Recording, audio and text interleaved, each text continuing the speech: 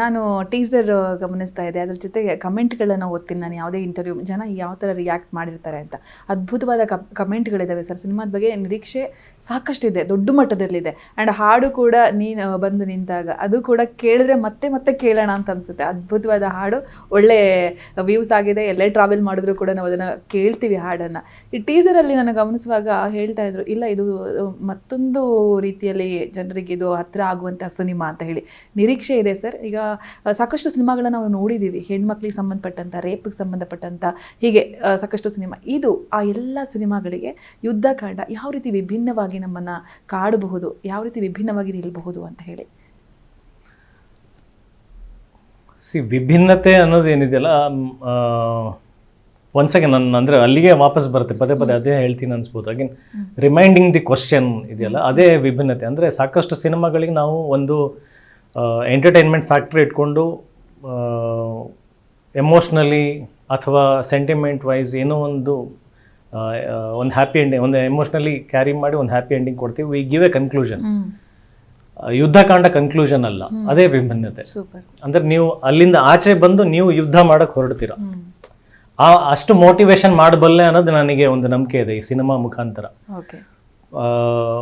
ಅಂದರೆ ಒಂದು ವೈರಸ್ ಥರ Yuddhakaanda, you can say it's a virus.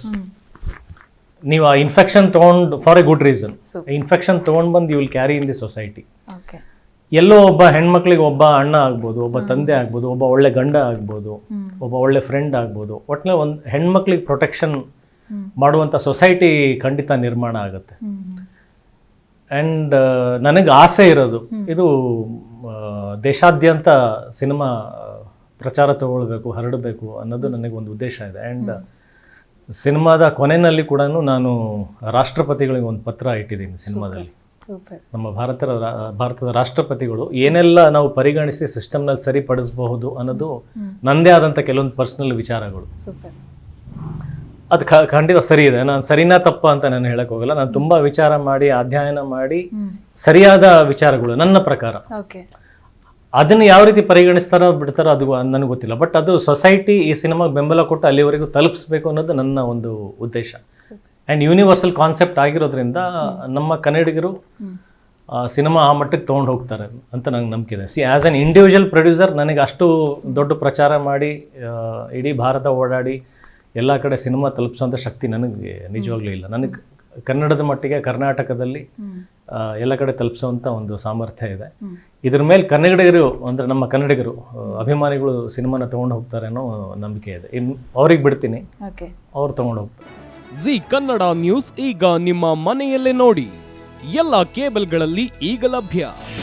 ನಿಮ್ಮ ನೆಚ್ಚಿನ ಜಿ ಕನ್ನಡ ನ್ಯೂಸ್ ಈಗ ಸನ್ ಡೈರೆಕ್ಟ್ ನಲ್ಲಿ number 292, Tata play number 1664, Jio TV number 1334, NXT digital number 30, in cable number 30, city networks 51, U digital number 162, GTPL number 17, Rockline telecommunications number 42, Shri Basaveshwara cable number 168, rural cable network 60, Vinayaka digital 57, Abhishek cable 821, city channel 53, Siddeshwara cable network 57, V4 digital Infotech 628, Surya digital networks 53, Gajanan digital number 836, Malnad Infotech Private Limited number